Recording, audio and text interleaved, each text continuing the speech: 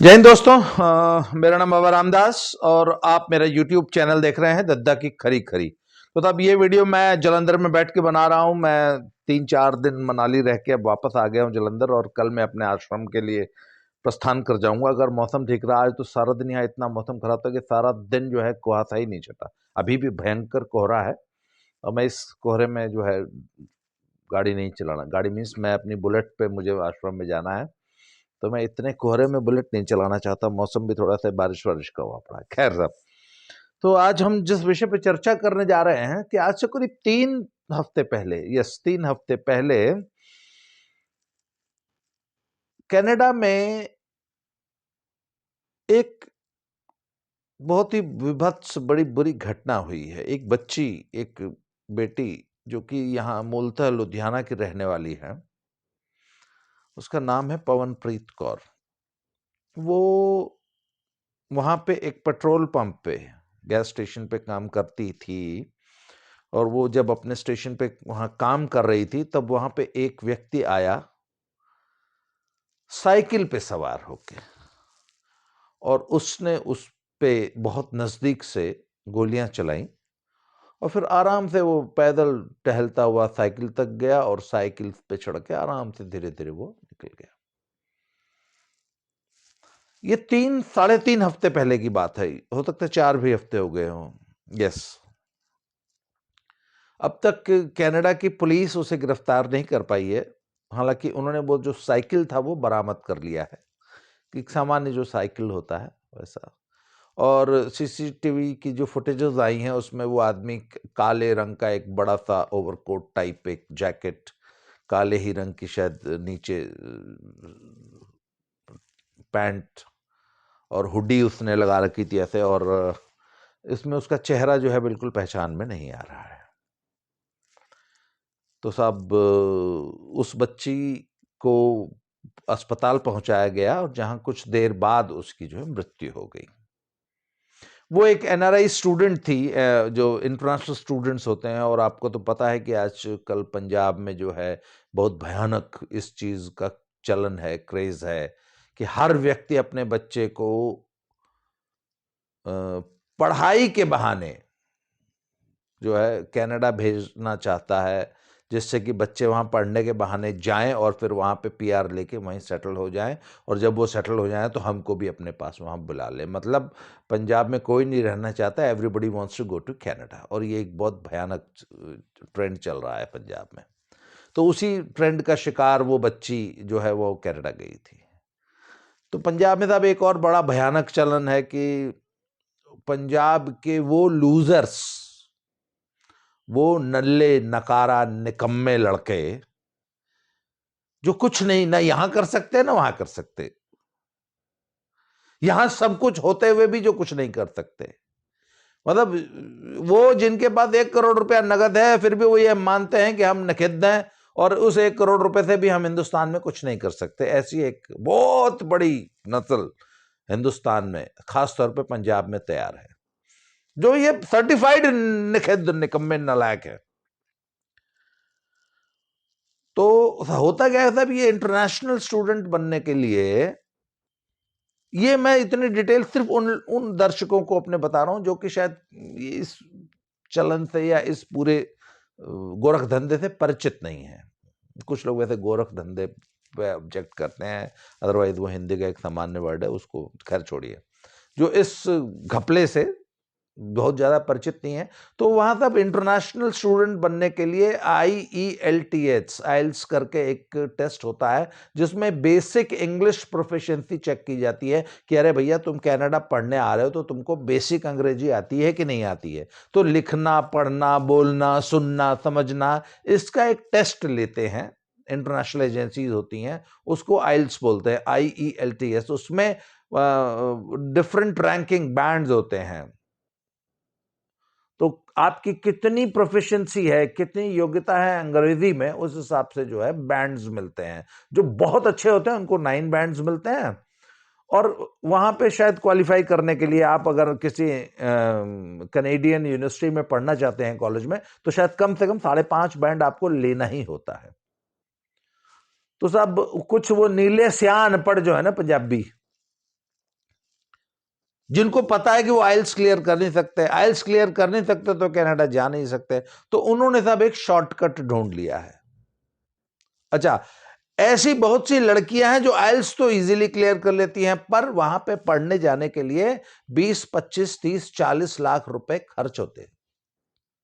पहले सेमेस्टर की फीस भी अगर भरनी है तो 22 से 25 लाख रुपया, पूरा वहां रहना जाना टिकट शिकट वह सब मिला के 22 लाख से लेकर 25 लाख रुपए तक का खर्च होता है। अब हजारों लाखों लड़कियां पंजाब में ऐसी हैं, ऐसे परिवार हैं जिनकी बेटियों ने आइल्स तो क्लियर कर लिया, पर वो उनके पास कनाडा भेजने के पैसे नहीं हैं। और हजारों लाखों ऐसे निखिद्ध हैं, लूजर्स, नल्ले नकारे, अनपढ़, जिनके बस की आइल्स नहीं, वो एकदम स्याह अनपढ़ है। तो उन्होंने तब एक नेक्सस ये पंजाब में चल रहा है कि आइल्स पास लड़की ढूंढ लो, उससे एक सो कॉल्ड मैरिज कर लो। अब वो मैरिज असली भी हो सकती है, वो कॉन्ट्रैक्ट मैरिज भी हो सकती है। एक कागजी शादी कर लो, उसमें 20-25 लाख रुपए वो लड़की लेती है। लड़की तो क्या बेचारी बच्ची होती है, 17, 18, 20 साल की, उसको क्या, उसके माँ बाप की जो ये महत्वाकांक्षा है ना कि हमें तो अपने बच्ची को अपने खुद इंडिया च कुछ नहीं रखा, ए मुल्क ता नरक आ, ओ ता स्वर्ग है, थी ता स्वर्ग विच जाना, असी नहीं रहना नरक विच। तो सब वो क्या करते हैं कि सौदा करते हैं बाजार में, और इस वक्त पूरे पंजाब में एक एक आयल सेंटर पे एजेंट जो है ना, दल्ले, वो सूंघते फिरते हैं कि किस घर की कौन सी बच्ची ने आइल्स जो है क्लियर कर लिया। उनके पास पूरा डाटा होता है। फिर जैसे ही किसी बच्ची का वो आइल्स क्लियर होता है तो वो जो है समाज में जो है सौदेबाजी करने लगते हैं, किताब लाओ, आपके लिए लड़की ढूंढ देते हैं, और लड़की वालों को बोलते थे आपके लिए लड़का ढूंढ देते हैं जो कि 20-25 लाख रुपए खर्च कर देगा। तो अब एक so called marriage, contract marriage या जैसे भी मैरिज है वो कर दी जाती है, और सब कुछ टर्म्स एंड कंडीशंस पहले से क्लियर होती हैं। फिर वो परिवार जो है वो उसको, लड़की को 20-25 लाख रुपए दे देता है। फिर उस पैसे से वो पढ़ने जाती है, इस शर्त पे कि वो इस नल्ले नकारे निखिद्ध ने जो 25 लाख रुपए इस लूजर ने खर्चे है ना, उसको स्पाउस वीजा दिलवा के इस नल्ले को वहां सेट कर देगी कनाडा में। ये एक कॉन्ट्रैक्ट होता है। तो इस पवनप्रीत का भी ऐसा ही एक नल्ला नकारा पति यहां है इंडिया में। तो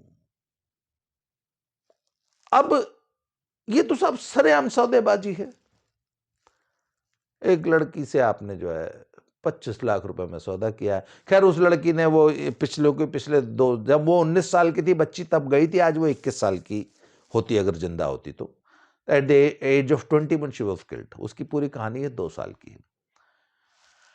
तो जो अब उसमें जो कहानी निकल के सामने आई कि ये हुआ क्या, आखिर उसको किसने मारा। उसका पति जो नल्ला निकारा पति है वो तो यहां है, सो कॉल्ड पति लुधियाने में, पंजाब में। तो आखिर वहां उसको मारा किसने, क्यों मारा। तो सब इस कहानी से थोड़ा और 3 महीने पीछे जाना पड़ेगा इस घटनाक्रम से। तो उसमें क्या है, सब एक श्रीमान जी थे, वो ट्रक चलाते थे। वो उनका कोई भाई आज से 4-5 साल पहले स्टडी वीजा पे गया था, उनका नाम है कोई धर्म सिंह ऐसे समथिंग, धर्मा उनको बोलते हैं। तो फिर ये भी विजिटर वीजा पे गए, फिर इन्होंने भी जो है वहां जाके पीआर अप्लाई कर दी और वहां जाके ट्रक चलाते थे। तो वो उस ट्रक ड्राइवर महोदय से इस लड़की पवनप्रीत की दोस्ती होगी, ऐसा आरोप है। फिर ये बताया जाता है कि फिर धर्म पाजी जो हैं वो इस लड़की पे खूब पैसे लुटाने लग गए। ये लड़की 1000-1000, 2-2000 के पर्स और महंगे महंगे परफ्यूम और गिफ्ट्स और आईफोन लेके घूमने लग गई। और इस लड़की ने वादा किया कि मैं तो तेरे नाल ब्याह कराना। शादी की सब तैयारियां होने लग गई। फिर ऐसा बताया जाता है कि एक बार वो लड़की कहीं बाजार में थी और वो गाड़ी में उसका फोन रह गया, और धर्मपा जी ने जो है उसका फोन चेक कर लिया। एक तो ये जितने नल्ले नकारे होते हैं ना, ये इस टाइप के काम बहुत करते हैं, चोरी से फोन देख लेना।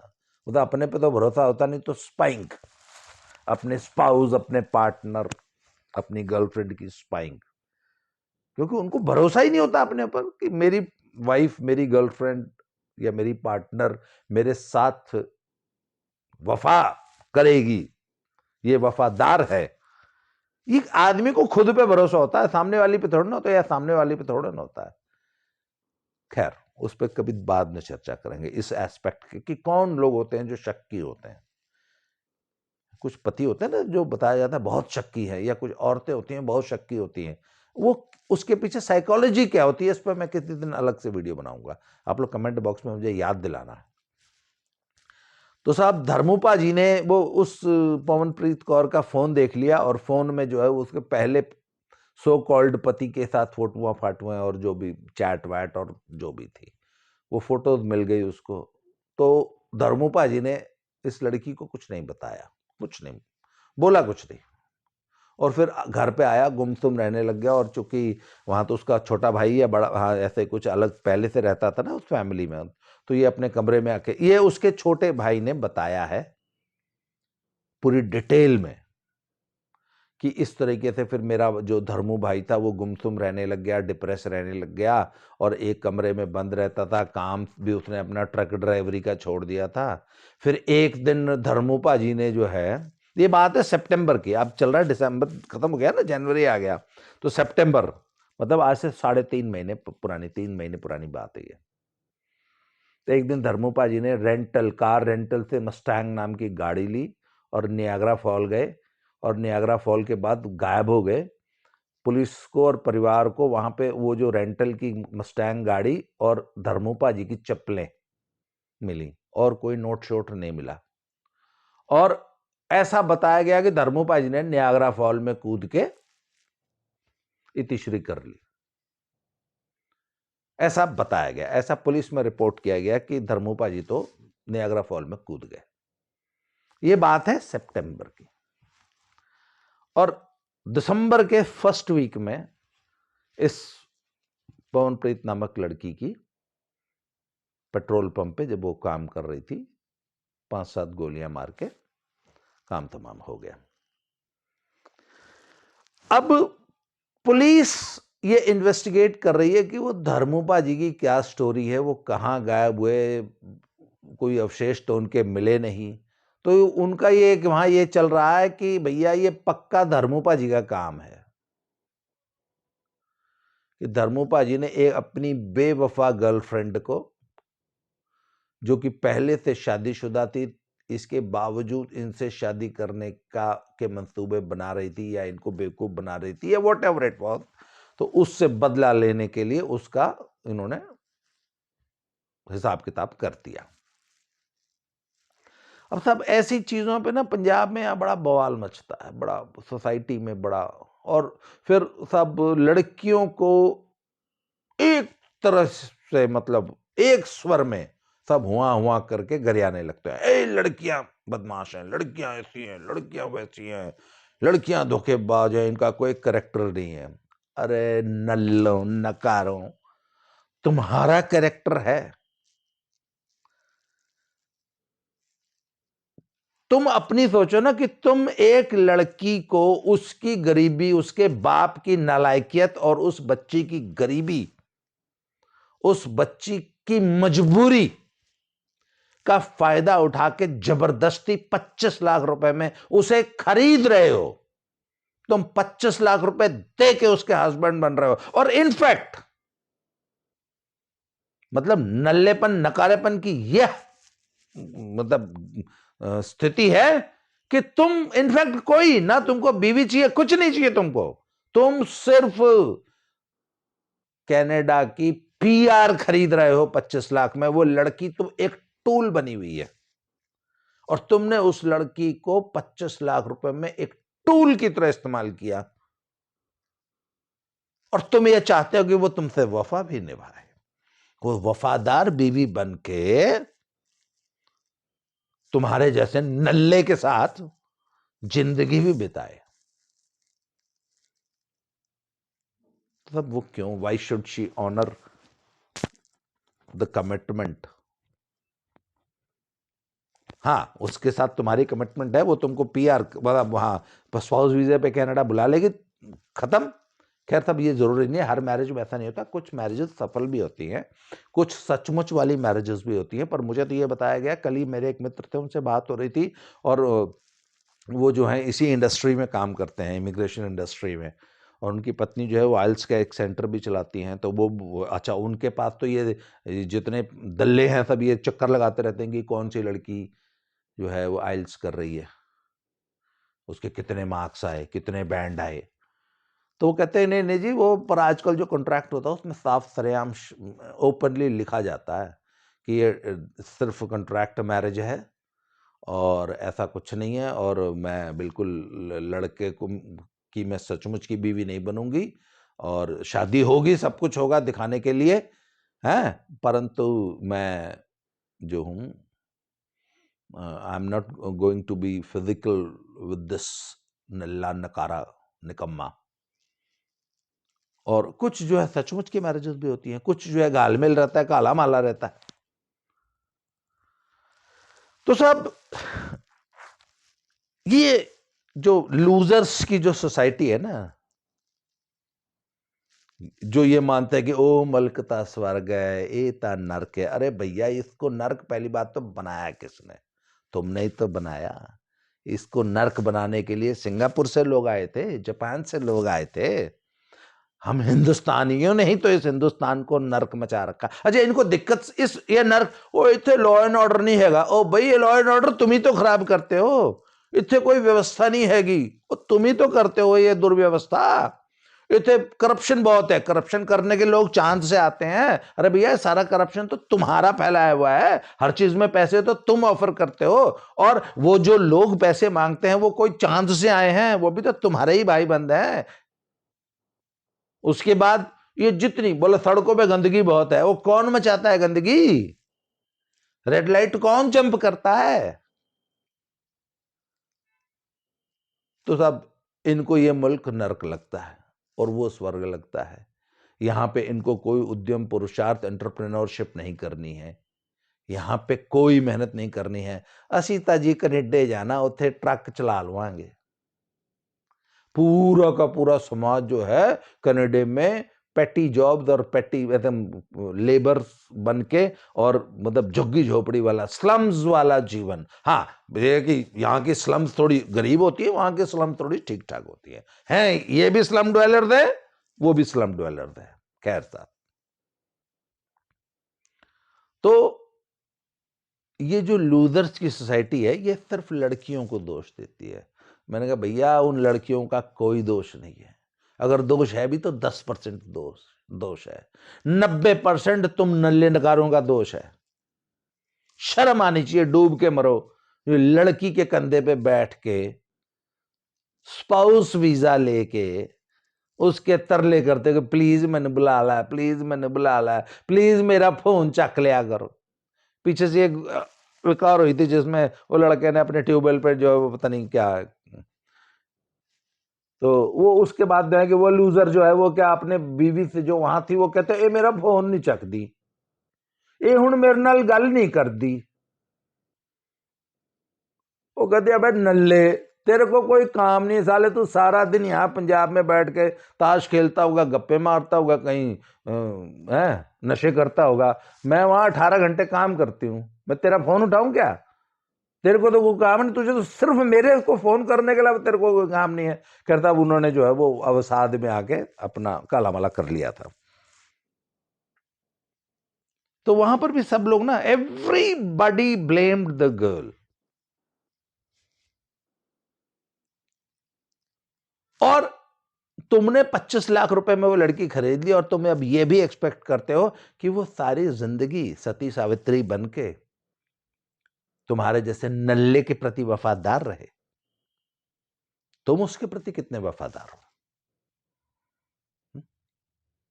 तुम्हारी क्या औकात है वो खूब अच्छी तरह जानती है। वो तुम्हारे जैसे लूजर के साथ कोई नहीं रहना चाहता। ठीक है, उसकी मजबूरी थी, वो अपने बाप के प्रेशर में आके तुम्हारे जैसे नल्ले के साथ वो एक कॉन्ट्रैक्ट मैरिज में फंस गई है, पर वहां जाके वो अपनी जिंदगी बना रही है। तुम्हारे परिवार को भी तारेगी, मेहनत करके, दिन रात मेहनत करती वहां -40 डिग्री में, और तुम्हारे परिवार को भी तारेगी, और अपने लूजर बाप को भी, अपने भाइयों को भी तारेगी।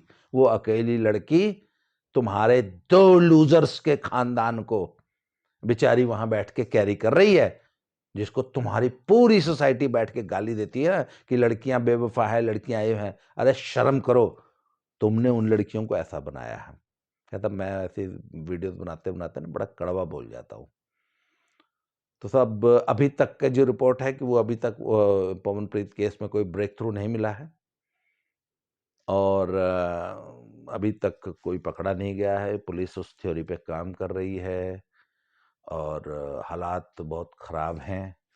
और कहने का ये मतलब है कि हमें, ये जो लोग अपने बच्चों को 25-50 लाख रुपया खर्च करके उथे कनेडे ओता मुल्क स्वर्ग है भेजना चाहते हैं, भैया वहाँ इतना बुरा हाल है।